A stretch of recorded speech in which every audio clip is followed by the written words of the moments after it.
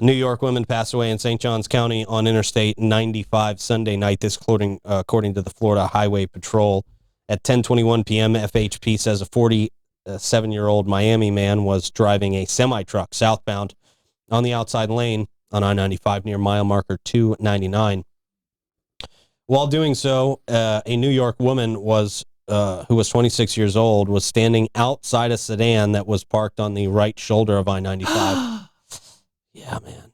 The FHP crash report states that the semi-truck struck the woman as she was standing in the right travel lane.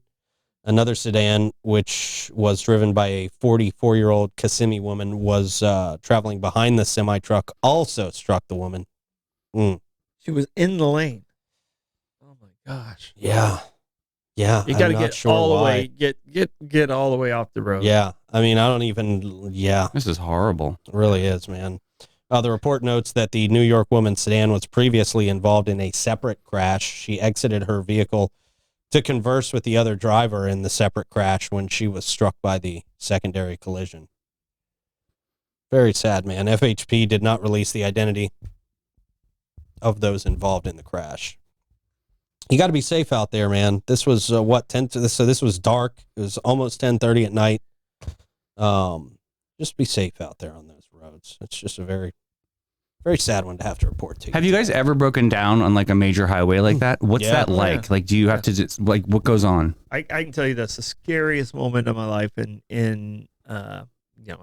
had many ridiculous moments, but I was taking a crew of young kids early in my career down to Miami for Hershey's track and field. They used to do a track and field that was sponsored by Hershey's candy bar. I was taking them down there, and I got a flat tire in Fort Lauderdale. It was a blowout on my left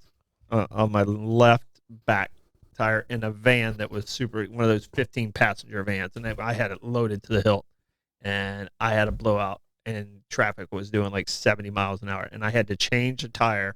I had to get everyone out of the van, sit them up on a little wall, with 15 kids sitting up there, and me trying to change a tire on a 15 passenger van as trucks are going by, and that thing's just. And there's no room in Lauderdale down there on 95. Yeah, and it was like 6 lanes or 5 lanes. Basically, I was in the far left emergency lane. I was possibly in the most dangerous position I could have been in, but I couldn't get all the way over because of where the tire blew out.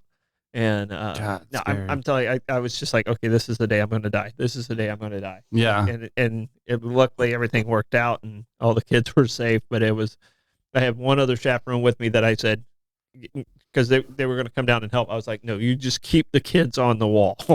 Just keep them up there. That's your only job. I was like, I'll take care of all this. It was awful. Rick and I were headed down to a Hoop It Up tournament down in that area, right? Yeah. Was it Miami or Fort Lauderdale we were going to? Between both of them, actually. It was just after Lauderdale before Miami. That's Hollywood. Right. Yeah. The Road Ranger pushed us? Yes, the Road Ranger. So Rick was driving it was like a 95 or something Ford Explorer. Yep.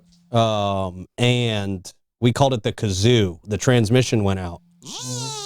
Yes. As we were driving down 95. And the thing is, there was no shoulder.